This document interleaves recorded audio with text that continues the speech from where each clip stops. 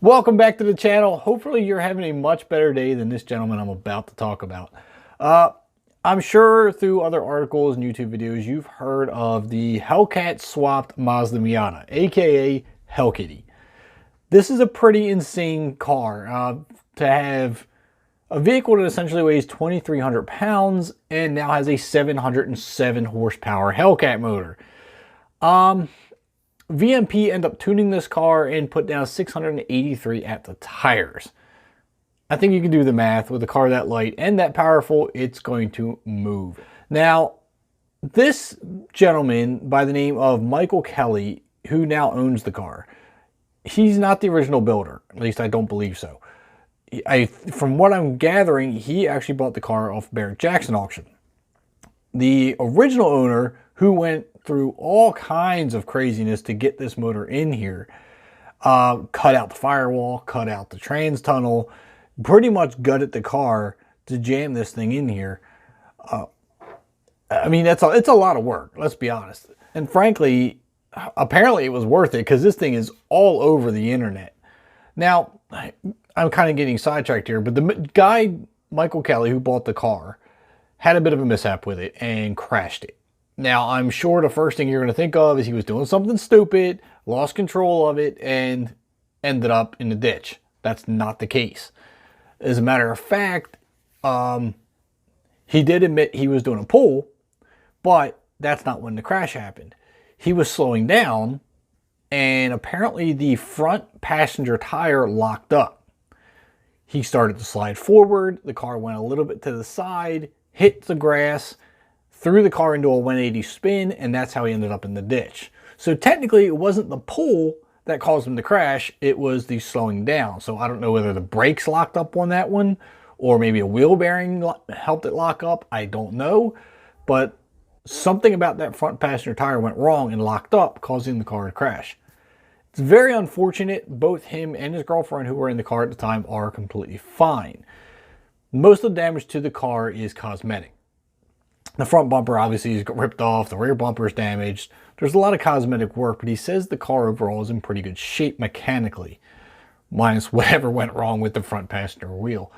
So, I mean, the good news is he's fine. I mean, that's first and foremost. The car, most of the damage is cosmetic.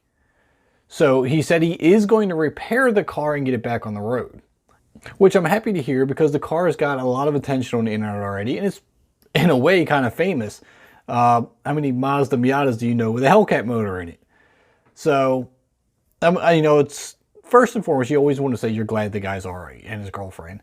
And it's nice that it's only cosmetic stuff that he has to do to repair the car.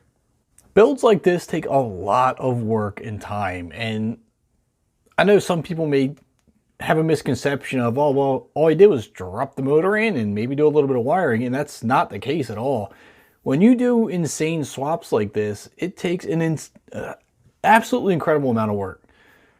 He did mention that the firewall has to be cut out, the trans has to be cut out, all new suspension, front and rear, to one, handle the power of the motor, and to get the car itself to handle well enough to accommodate that extra power and weight of the motor. So it's not just the fact of putting the motor in. This is basically, it's not a Miata anymore. It has Miata fenders and a hood and a bumper, but everything else under this car is being completely changed. So it's not as simple a build as some may think. So I'm glad he's going to go and repair it. It's definitely not the last we're going to see or hear of this car, I'm sure. I enjoy seeing builds like this because they are unique. You don't see them often, so it might be hard to find them or realize that they're out there. But once you do, it's like, man, that's pretty cool. I want to see more things like this. Now, honestly, I have considered a build like this. Well, not with a Miata. But between you and me, my buddy Matt, if you're watching, Matt, and I'm talking to you, he has a 70 Chevelle sitting in his garage, completely gutted, that I want to put a Hellcat motor in. He's not selling the car. I don't think he's ever going to, but if he does, I'm going to take it, and I'm probably going to put a Hellcat motor in it. Just saying, that would be cool. And I know all the Chevy fans right now are probably throwing a hissy that I'm going to put a Hellcat motor in the Chevelle, but I think it would be a cool build. Don't crucify me, please. But I thought this would be an interesting article to fill you in on. It's a popular car on the internet, and you may or may not have heard of it. If you haven't, now you have, and you can go check out all the other videos. Just throw it in the search bar on YouTube, Hell Kitty or Hellcat swap Miata. Trust me, you'll find tons of articles on it. It's a pretty interesting read. Go check it out. And if you enjoyed the video, which I hope you did, drop a like on it, hit the subscribe button if you haven't already, and I'll catch you next time.